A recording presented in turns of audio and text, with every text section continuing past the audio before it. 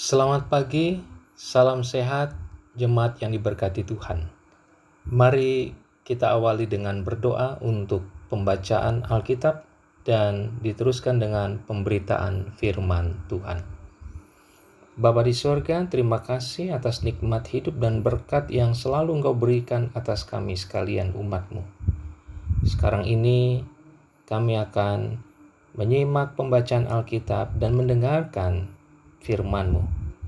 Berilah kami hikmat supaya kami dapat mendengar dengan baik, memahami dengan benar, dan melakukannya dalam hidup kami dengan konsisten. Di dalam nama Tuhan Yesus, kami berdoa. Amin. Hari ini Kamis 24 September 2020, firman Tuhan bersumber dari Yakobus pasal 4 ayat yang ke-11 sampai ayat yang ke-16. Saya hanya membaca ayat yang ke-15. Jika Tuhan menghendakinya, kami akan hidup dan berbuat ini dan itu. Demikian firman Tuhan. Berbahagialah orang yang mendengarkan firman Allah dan yang melakukannya.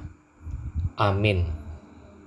Saya memberi judul untuk perenungan pagi ini, jika Tuhan menghendakinya, insya Allah. Seorang teman yang terdesak kebutuhan uang berkata, "Pinjamkan aku uang 3 juta rupiah, maka dalam tempo 1 minggu aku kembalikan menjadi 5 juta rupiah. Kemudian pada bulan berikutnya aku beri 1 juta rupiah sebagai bonus."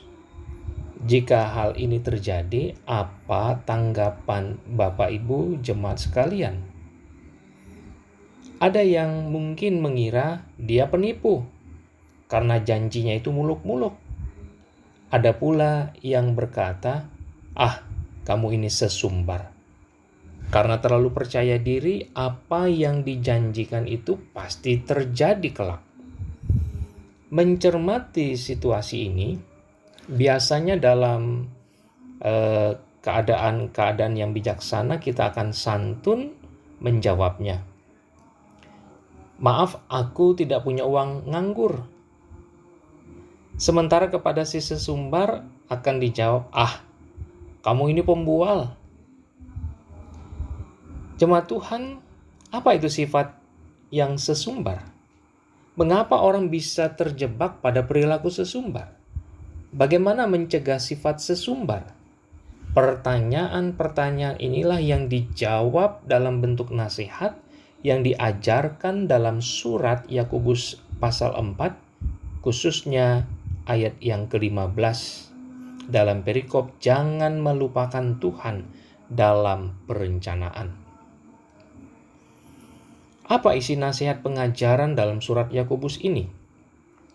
Ada 3. Yang pertama, ia menanggapi masalah-masalah sosial, masalah miskin kaya, masalah diskriminasi, perbuatan dosa karena lidah, perilaku nafsu duniawi, fitnah, sesumbar, dan lain-lain. Dengan suratnya ini disampaikan nasihat dan petunjuk praktis menanggapi berbagai masalah sosial tadi.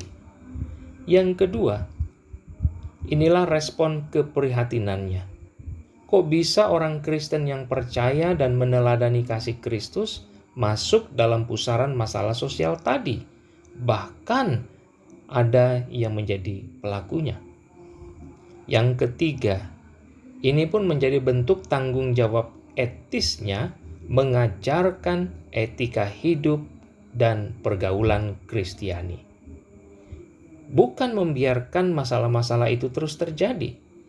Sekalipun jenuh dan sebel mengetahui keras hati dan sombongnya oknum-oknum jemaat yang bermasalah itu.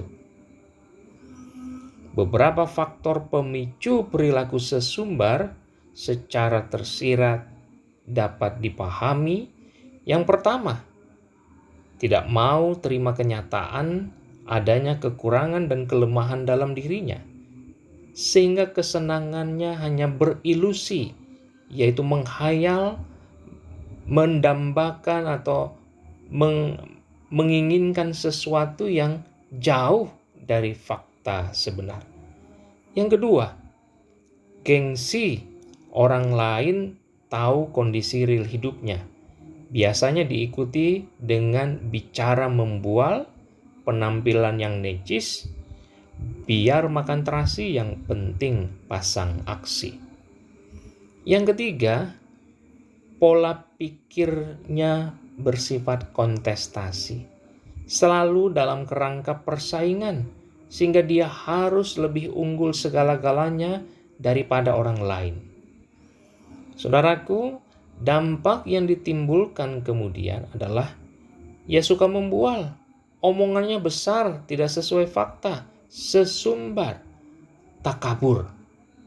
Jika sifat ini sudah menjadi tabiat dan gaya hidup, maka hanya kecewa berujung frustasi yang akan dituai.